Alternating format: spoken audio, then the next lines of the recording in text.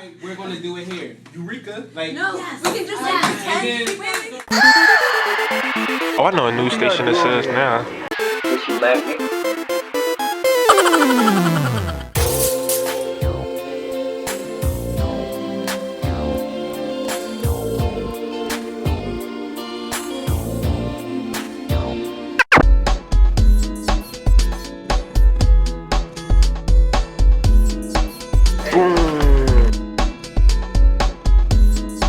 make it pop. It's important business. What's up, POPPYN fans? Saeed here, in POPPYN's very own editing lab, where the magic happens. In this episode, number 7, POPPYN will be spotlighting Philly youth producers. In other words, young people engaged in producing their own music, parties, film, clothing, and more.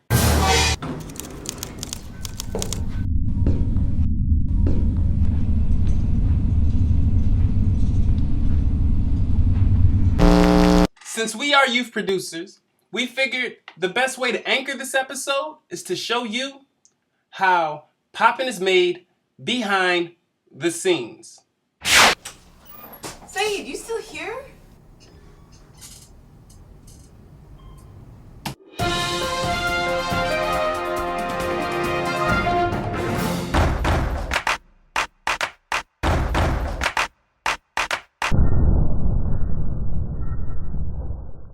Oh, hello there. I'm Jasmine, POPPYN intern, and I'm here to give you exclusive behind-the-scenes sneak peek of Philly Producers episode number 7 for POPPYN, and I'm gonna try to get you in. But don't tell anybody. It's always really exclusive. It's even locked. Somebody's coming to the door. Oh, hello. Do you want me to open the door? Yeah. Oh. I'm just coming to give a sneak peek.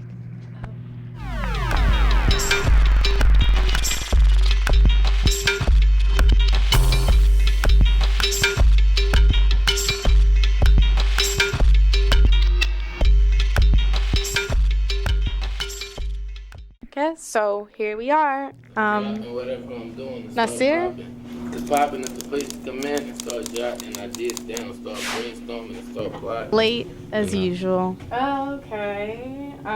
Since you're here, do you mind telling us about the first segment, Wait. WHYY? Huh? Wait, what? Oh, WHY, right? Uh-huh. Oh, sure, yeah. So at WHY, we had an awesome time. I mean, the food was amazing, but more onto an important topic. We interviewed some youth who submitted short films into a contest. Now, I thought all of them rocked, but only some of them stood out to the judges. So let's go check that out.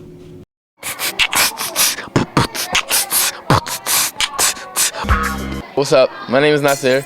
We're here at Six and Arts at the WHYY Youth Media Award Ceremony, where young people, they will be honored for their accomplishments in youth media.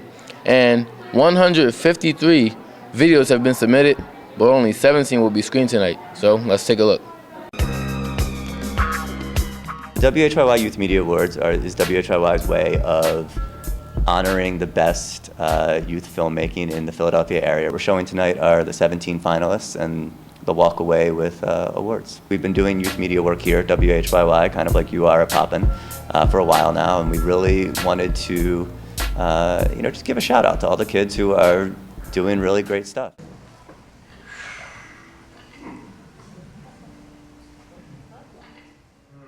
Mine's called More Than Meets the Eye. It's about, it's a stop motion and live action film, so it's about these two drawing mannequins that come to life when the artist isn't looking. It's just like some of the mischief that they get into, so. Yeah. What new skills did you learn from creating your video? I learned to be extremely patient with all the moving figure every second and just taking a picture. But yeah, so I learned a lot of patience from that, and I also learned to think very chronologically about a film, which is not always what you have to do, but sometimes when there's a certain scene you need to film it a certain way, that you have to really put your thoughts in a very linear respect. So that's kind of what I learned. Deirdre Braun for More Than Meets the Eye. making it was kind of fun with the other kids, and like I finally got to connect with everyone I never actually knew around my hood. This was definitely a very good turnout in terms of submissions. It was like the variety was just very impressive. So what did you learn? I guess keep it PG because my film is a little iffy. I'm really happy to be here. This is by far the biggest, I don't know, film festival that I've ever been to. It's definitely the swankiest, that is.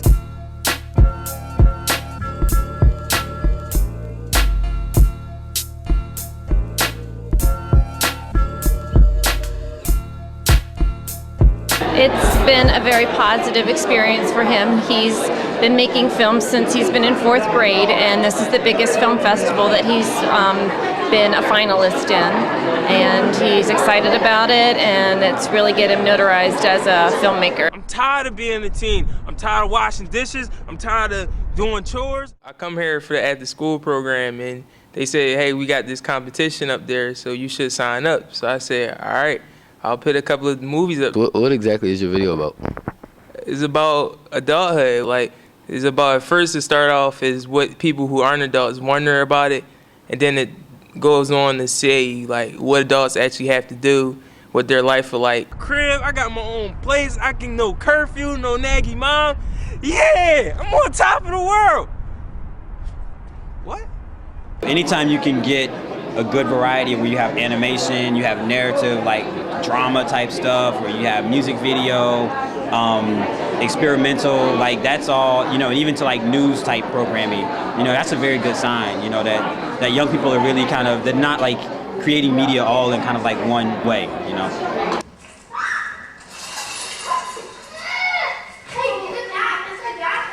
The video was about bullying and ways to prevent it. I was just doing a Girl Scout project, really, and I saw this ad on the TV, and I was like, oh wow, I really want to try this. I learned a little bit about bullying, actually, with all my research. It's actually interesting to see ways to prevent it. Pick on someone your own size. Yeah.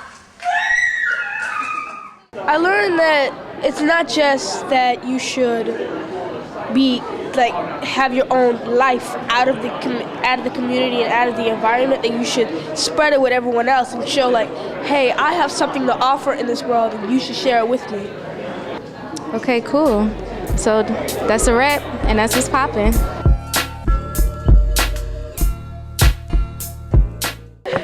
We should say bullying ain't poppin'. Oh, yeah, bullying ain't poppin'. Nasir, you did a pretty awesome job. Now, I guess we should check on some other members of POPPYN. Terrence, you look busy over there. Yeah, working on something small over here. We got this spotlight video I've been working on, highlighting all the artists in the city. We got some rappers, we got artists of poetry and artists of dance. Shout out to Lewis, shout out to Sinclair, Young Dollars 215. We got a lot of talent in this video, but let me just show you. You ready? All right. 1, 2, 3, go.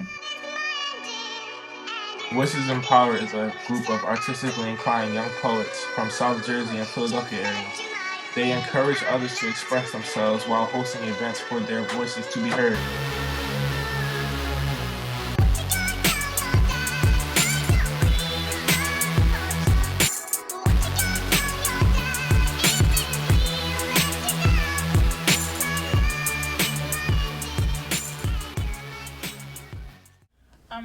Why and how did you come up with the organization Voices in Power? I wanted to start like an organization to raise awareness for rape victims to speak up, childhood bullying, because my little brother is a victim of that, and also domestic violence. The poetry is to introduce, is to get the name out there, but that is what I want Voices in Power to be. So in 5 years, hopefully it's that. The mission is to accomplish past description. Never judge the entree off your past description. Voices in Power means a lot. Your voice has a power. Every voice in this world has a power. So it's to us as human beings to use that power to inspire someone else. That's what I live for. I live to inspire people. And if I'm inspiring somebody, then I have done my job. I believe that's what I was sent here for from God, by God. So like voices in power means a lot. You just need to speak your way and let everybody know who you are as an individual and as a person. Use your voice for doing that. The impact that Voices in Power has on my life is opportunity.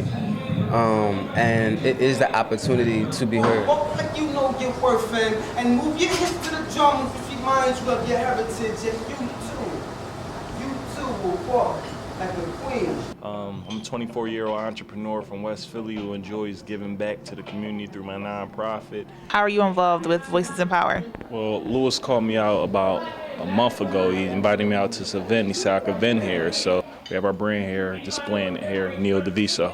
So how do you fund the brand, or do you have any investors or grants that you receive? No, I fund my brand through my other businesses, which I have a junk removal / demolition company. We remove junk and tear down buildings. Assimilated American of European descent, although we all have at least 1% African ancestry. Jeeves told me the term white makes no real sense. So apparently Jeeves is confused, and I am confused. We all have a colored background. We all have a colorful foreground, but my heart does not beat in colors. Thank you. Some say her blood held that of a slave, while mine possessed that of an immigrant. And that alone seemed to be enough for us to be alienated by our own people. For youth who are trying to do something similar to you, like start their own organization or just be confident in what they do you have any advice for them? Like you said, be confident. I always tell people, like, if you really, really want it, don't let nobody tell you that you can't do it. Whether it be your parents, somebody from school, a friend, if you really want to do it, just go for it. Plan it out, organize it, give yourself like a dream, like a dream outline of what you would love for it to be, and then a reality, and try to meet somewhere in the middle, and then just go from there. How is your organization financed? Voices in Power is financed through my pockets, and just from my 9 to 5, and from Voices in Power events, and then other like hosting gigs or feature gigs, anything like that. But everything is through me.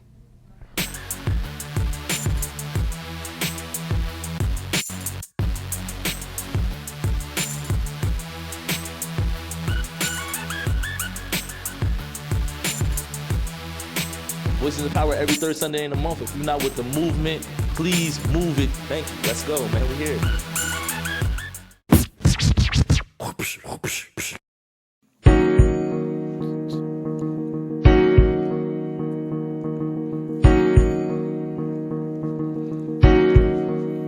Dollars, snap, back, and Nikes.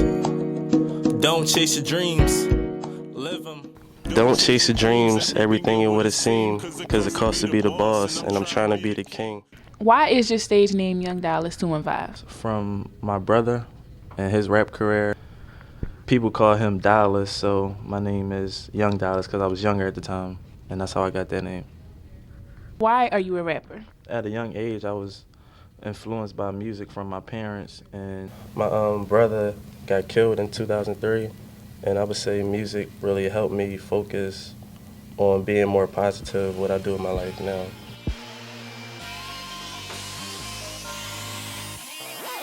I think I found love, then I lost it.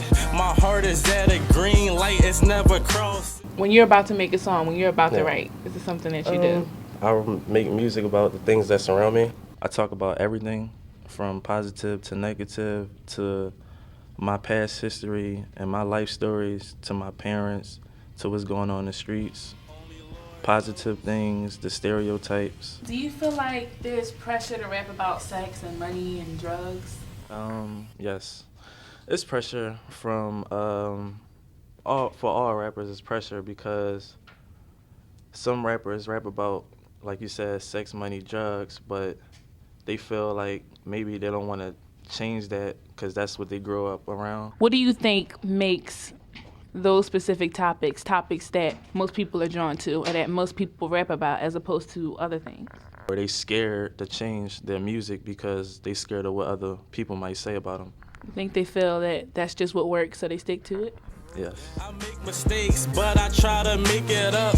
You know I'm far from perfect, but you know I'm good enough. How do you think that you could shift rap where it can be something that's positive, but still people can relate to it, like people still listen to it and like it? As a rapper, what you want to really do is take something negative and bring it to a positive. Maybe they know the street life and they sell drugs, but they want to take their music and move out the streets and make money doing something else. Like maybe they want to build their own business, real estate, or go back to school. Like me, from my past history, from my brother, I looked up to him and he made bad choices. And what I really wanted to do was do something positive. Bills pile up, they sky high. Send that boy off to die. He in the streets, yeah, his mind gone. So he do gang banging where he call his home. Crime increasing, trigger happy crazy. Young adults pregnant, have abortion, kill a baby. God bless you and the Lord keeps you. I say a prayer and I pray for every one of you. Damn, everybody gotta stop the violence. Don't chase your dreams cause the whole world lying.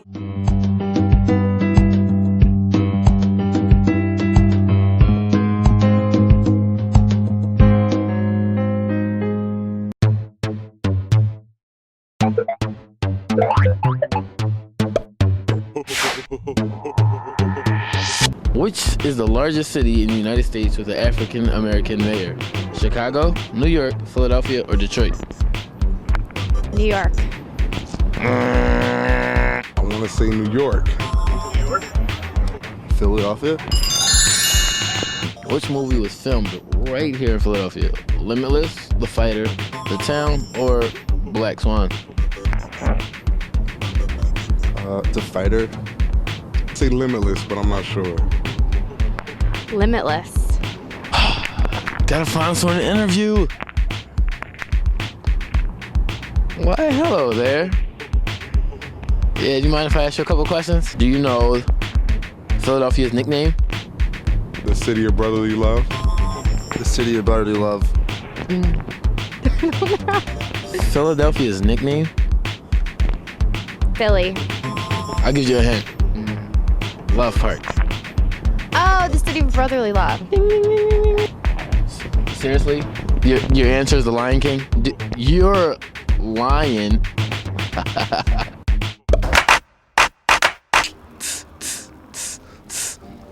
Alright, so my name is Nasir, and I'm here at the P Spot, where we're holding a behind the scenes for POPPYN episode number 6.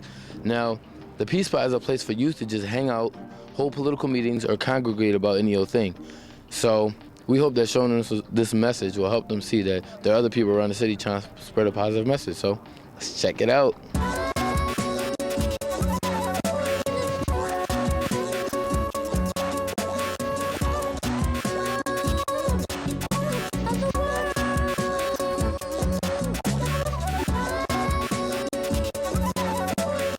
Can you tell us a little bit about the P Spot? The P Spot, it's owned by some good partners, actually, and what they do is they open this up. They bought this house, and they opened it up for it to be a community space. And what we did with Philadelphia Coalition of the Heart is we kind of like linked up, and we're able to open it up for the community. By this spot being open, it's more so that the people, the kids on the street, the youth that's out here doing a lot of nonsense, I mean, it's bringing them in, getting them off the streets from doing the stuff that they doing, right or wrong, giving them something positive to do with their time, shape that up, put it together, and bang, you got Club Peace. So what do you guys do, like in general? We are a group that called New Money. New Money be my team and I'ma rep it to the death. And what we do is go around and stop violence, the teens that's trying to do bad things, that help the community, give back, to show that it is a group of kids that's trying to do something positive. And so like what kind of stuff do you come here for? Like, just to show kids that you can have a good time without no violence. Show adults that we are a good team of kids that can do something. Like in your opinion, how do you think people view youth? Sometimes we get a little negativity, but then a lot of times we get a lot of positivity. So It go both ways. It has helped me a lot in school as a motivation to keep my grades up because I'm not allowed to do this party thing if my grades aren't correct. And also, like, being a dancer and doing what I do has helped me in pre-calculus, and loving math helped me in pre-calculus with waves. It helped me something crazy. Like seeing the breakers dance, it helped me with physics, how physics has a reaction on everything, so, yeah.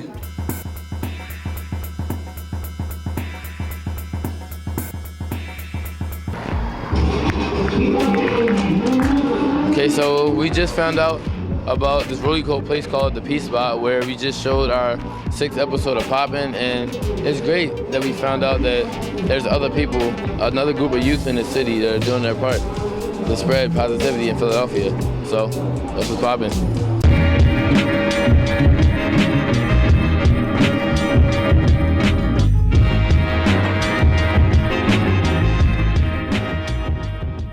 So here I am, fellow intern Ashley, who developed a new POPPYN quiz.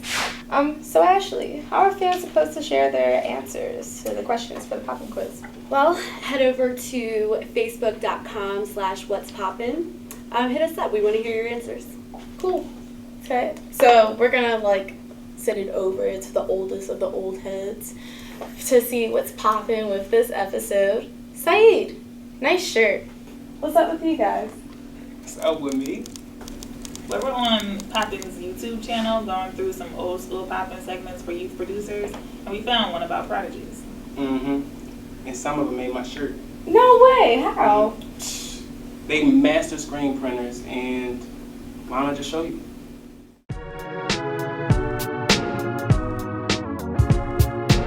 I'm Zareda, and I'm here with the latest on What's Poppin'. Today we're here at Norris Square Neighborhood Projects, and we're going to go inside to see what's poppin' with prodigies.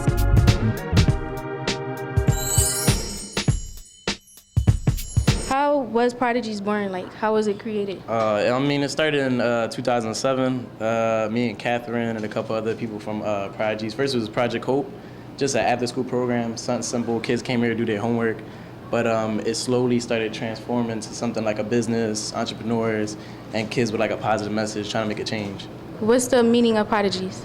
Prodigy basically means like born talent, like straight from birth, you were meant to do something in life. You know, that's basically just your mission. You know it from gate, what you want to do. You ever seen like a kid play piano, 5 years old, growing up, playing Beethoven? What is your prodigy? Well, my prodigies is intelligence and drawing. I gotta say my prodigy is drawing, like art. What motivates you guys to so screen for positivity? Well, since there's a lot of negative things out there, we want to show positive things so people can see positive things, because they see youth as negative all the time, and we want to show them that youth is also positive. What is the best part of making your design? Silk screening. Silk screening. So what's the process of silk screening? Well, first off, we put the shirt on, then we put that down, we put the paint on it, So what's the next step? and then we basically go back and forth with it a few times. Okay.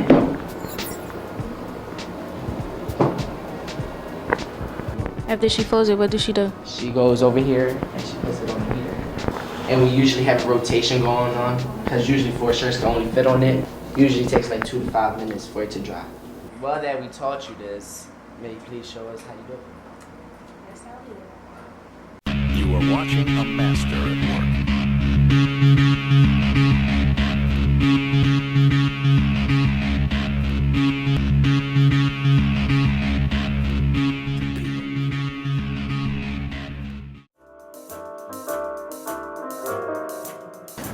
The best part of making our designs is like, I gotta say, is like redefining cool, or like what's hip out there is like violence and stuff, and we'll redefine cool or hip with positive things like stop drinking and driving, or no drugs, or stay healthy, simple stuff like that.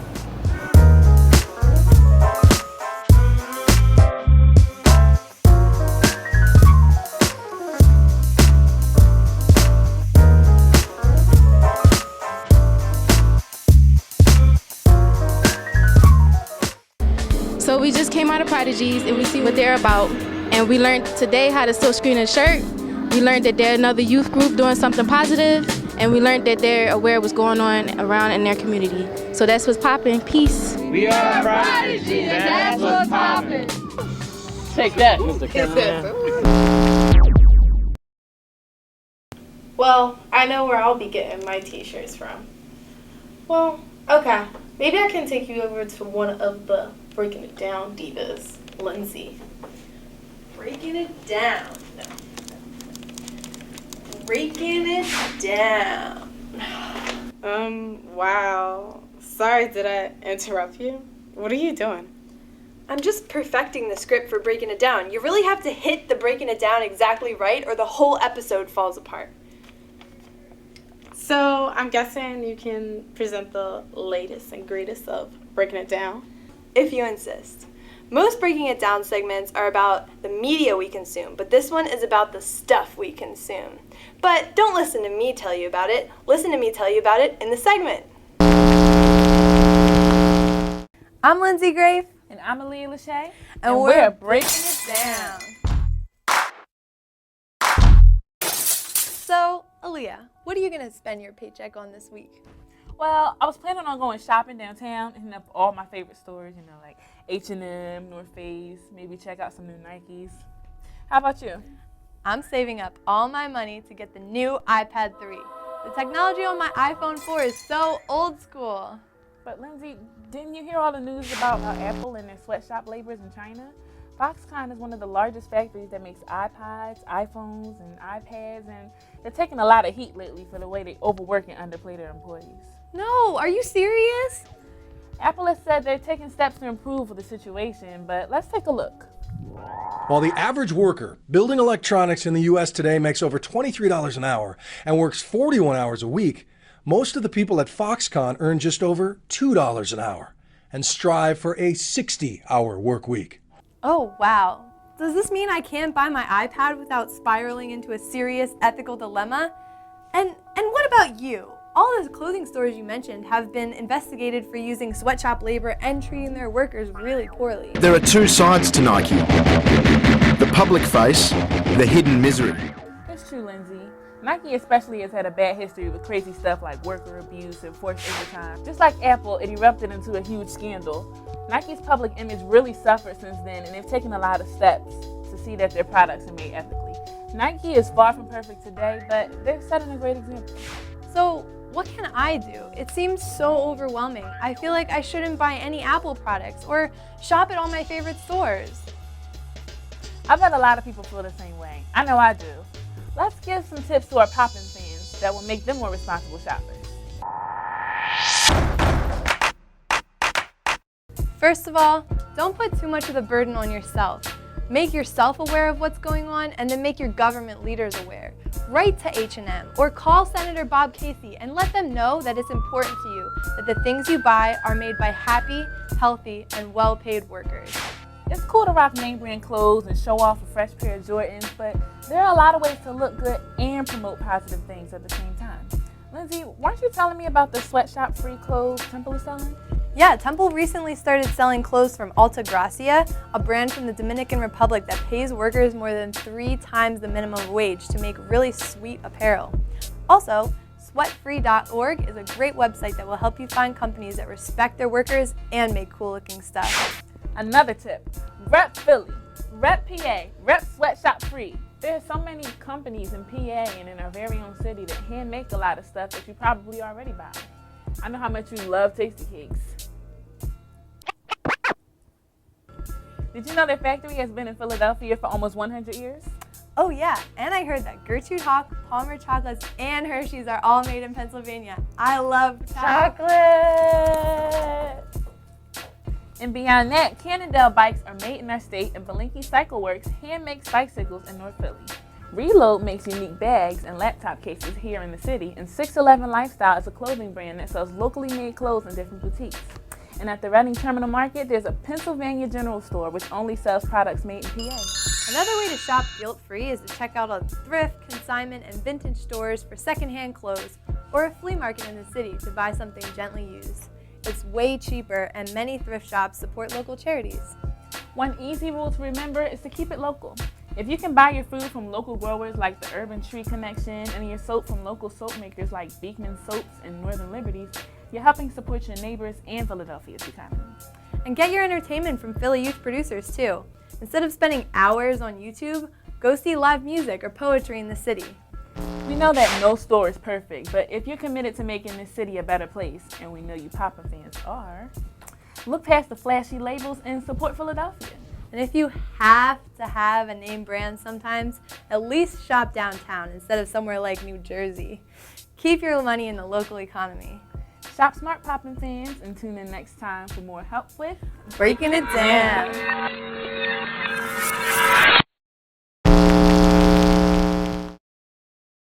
So, thanks for joining us for episode 7 of Poppin, Philly Youth Producers. But wait, what happens next? It's a wrap.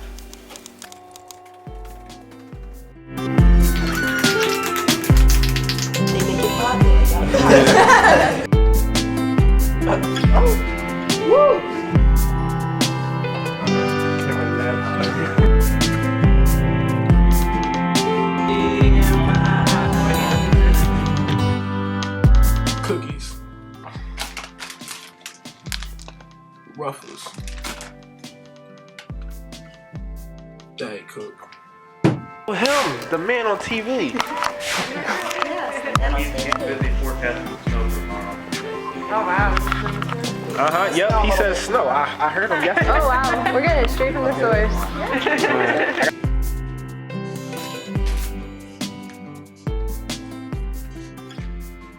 Three, 2, 1.